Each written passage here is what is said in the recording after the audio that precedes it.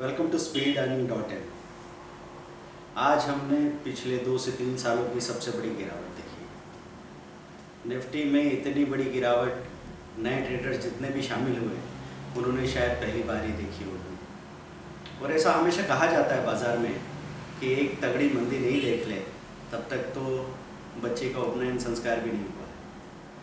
तो मार्केट में कई लोग आते हैं, 4-6 महीने पैसा कमाते हैं, साल भर पैसा कमाते हैं और फिर वो कहने लगते हैं कि अब तो लगभग सब कुछ मालूम हो गया, अब तो कैसे संभालना है हमको मालूम। लेकिन ये एक दिन 80-90% लोगों को बाहर कर सकता है बाज़ार से। तो हमको उसी चीज़ के लिए सीखने की ज़रूरत होती है, उसी चीज़ के लिए तैयारी की ज़रूरत होती है, मानसिक तैयारी की। तो अभी हम लोग देखते हैं निफ्टी ने कैसा मूवमेंट किया पिछले महीने में। पिछले महीने निफ्टी बहुत अच्छा खासा स्ट्रॉन्ग था, पॉजिटिव मूवमेंट्स आ रहे थे। 81-8200 से चलना शुरू किया, 8500 तक चली गई निफ्टी। और लोग रोज़ कोशिश कर रहे थे, रोज़ इंतज़ार कर रहे थे कि सेलिंग कब आएगी, निफ्टी थोड़ी नीचे आए तो हम बाय करते हैं।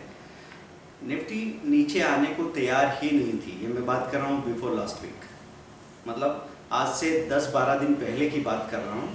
उसके बाद जब लोगों को मंदी का इंतज़ार करते करते थक गए तो एक दिन अचानक देखते हैं कि अचानक गिरावट आ गई और निफ्टी 150 पॉइंट गिर गई। 150 पॉइंट गिरने के बाद में मिड कैप और स्मॉल कैप में ऐसी सेलिंग आई कि वो 2.5-3% सीधे गिर जाते हैं। और लार्ज कैप में भी अच्छी खासी सेलिंग देखने को मिली, 5-7% के आसपास की।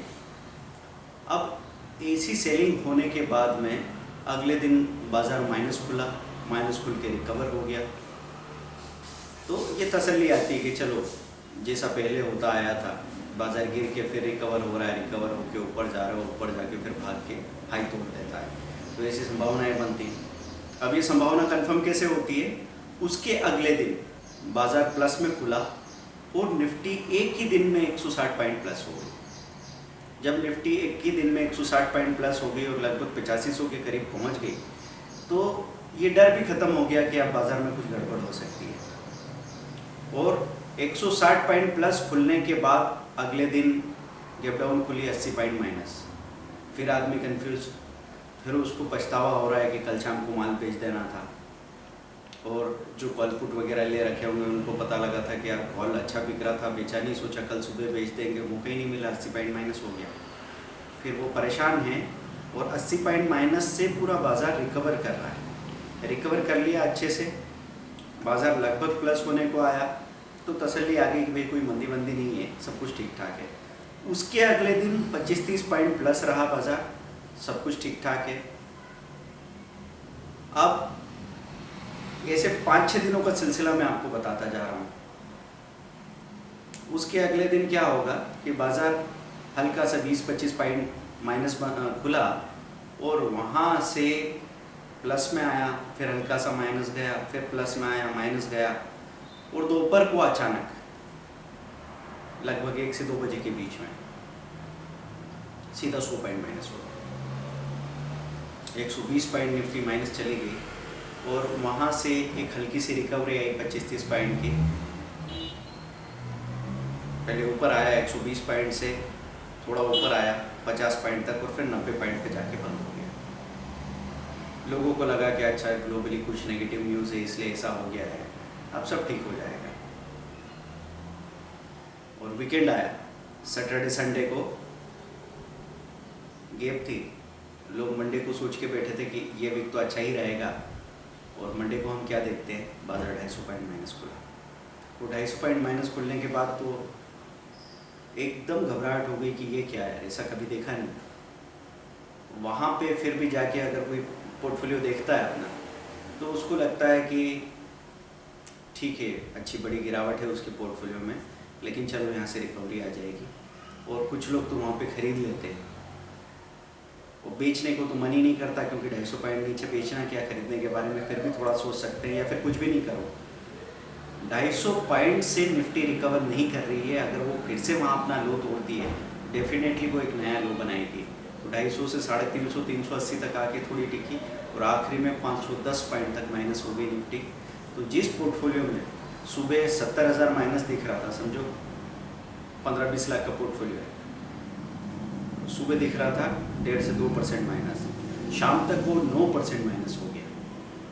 तो ये चीज़ समझने वाली है कि बाज़ार में हमेशा दूर तक का देख के बात कीजिए कि अगर आपका मौका छूट जाए तो कोई बड़ी प्रॉब्लम नहीं है, लेकिन अगर आप फंस गए तो क्या करेंगे। तो सुबह खरीदने से बचना चाहिए था। ऐसे बाज़ार में आप क्या क्या कर सकते थे। तो आपके लिए अपॉर्चुनिटी ये थी कि आप निफ्टी की कॉल पुट में एवरेज के ऊपर बाइंग लगा के रख सकते थे या हाई के ऊपर बाइंग लगा के रख सकते थे। अचानक से जैसे ही लेवल टूटता, जैसे 250 पॉइंट माइनस थी, आपने हाई के ऊपर बाइंग लगाई पुट में और एवरेज के ऊपर बाइंग लगाई कॉल में, क्योंकि हाई तो बहुत दूर था। अचानक से ऊपर तो नहीं गया बाज़ार, ऐसा लग रहा था कि ऊपर जाएगा, रिकवरी आएगी, ऊपर तो नहीं गया, लेकिन उसने पुट ने अपना हाई तोड़ा, आपके पास पुट आ गया, वो वहाँ से 120 पॉइंट और गिर गई निफ्टी, आपका पुट आराम से 50-60 रुपये पड़ गया। आपको अगर डर लगता है कि एक्सपायरी पास में है तो आप इसको अगले महीने में भी कर सकते थे, सितंबर के कॉल पुट में पोजीशन बना सकते थे। और फिर वहाँ से जो लोग रिस्क टेकर्स थे वो या तो प्रॉफिट बुक कर लेते 350-400 पॉइंट पे, जो रिस्क टेकर थे वो 20 पॉइंट 30 पॉइंट का वहाँ पे ट्रेलिंग स्टॉप लॉस लेके चल सकते थे, वो स्टॉप लॉस टूटा ही नहीं और 500 पॉइंट तक बाज़ार गिरा। हम देख रहे थे कि जो 2 रुपये का पुट था वो 110 रुपये बंद हो रहा है। इस तरह की पॉसिबिलिटीज़ बनती है जब बड़े बड़े मूवमेंट होते हैं। तो जिन्होंने निफ्टी के कॉल पुट बाय करके रखे थे या फिर जिनको हमने लास्ट टाइम कॉल दिया था, क्योंकि बाज़ार एक ऐसे लेवल पे था, चीज़ें डाउटफुल थी, तो हम हमेशा कोई कॉल पुट का कॉम्बिनेशन बना के रखते हैं। जब फ्राइडे को कोई रिकवरी नहीं आ रही थी बाज़ार में, तो इस तरह का डाउट हो रहा था कि क्या पता बाज़ार में सपोर्ट टूट जाए तो और गिरावट आ जाए, इतनी आ जाएगी ये तो सपने में अंदाज़ा नहीं था हमको। लेकिन आपकी तैयारी ऐसी होनी चाहिए कि कुछ भी हो जाए आप फ़ायदे में रहो। तो PNB का 165 का कॉल और 150 का पुट हमने दे रखा था, 160 का कॉल 150 का पुट हमने दे रखा था, और L&T का 1750 का कॉल और 1700 का पुट हमने दे रखा था। तो सुबह देखते हैं हम कि PNB का जो पुट था आपने 1 रुपये में लिया था, वो 2-2.5 रुपये के आसपास, 2.5 रुपये जब खड़ा था और कॉल तो गिर के नीचे आ गया था, तो आप क्या कर सकते थे, पुट में एक स्टॉप लॉस लगा सकते थे। 2 रुपये का लो था, उसके नीचे 1.90 का आप स्टॉप लॉस लगा के रखते। शाम को जाके वो पुट 8 रुपये बंद हुआ। ऐसे ही L&T 30-32 रुपये खड़ा था पुट। अब कॉल बढ़ेगा कि पुट बढ़ेगा पता नहीं, लेकिन हमको तो सेफ्टी चाहिए, तो हम 20 रुपये के नीचे उसका स्टॉप लॉस लगा के रख सकते थे। वो नीचे आया ही नहीं, वो 70 रुपीज़ पे जाके बंद हुआ। तो ये पॉसिबिलिटीज़ होती है इस तरह के बाज़ार में काम करने के लिए। अंदाज़ा कभी मत लगाइए, मैंने पहले भी आपसे कहा है, हाई का या लो का अंदाज़ा बाज़ार में लगा ही नहीं सकते। तो जहाँ पे आपको लगता है कि अब यहाँ से तो गिर ही नहीं सकता, वहाँ से खतरनाक गिरावट शुरू होती है। तो एक और चीज़ इस तरह की गिरावट में जो पॉसिबल थी वो ये थी कि आप जितने भी टॉप गेनिंग स्टॉक थे या कम लूजिंग स्टॉक थे, गेनर तो कोई था ही नहीं, तो जो कम लूज़ करने वाले स्टॉक थे उनमें एवरेज के ऊपर बाइंग लगा के रख सकते थे।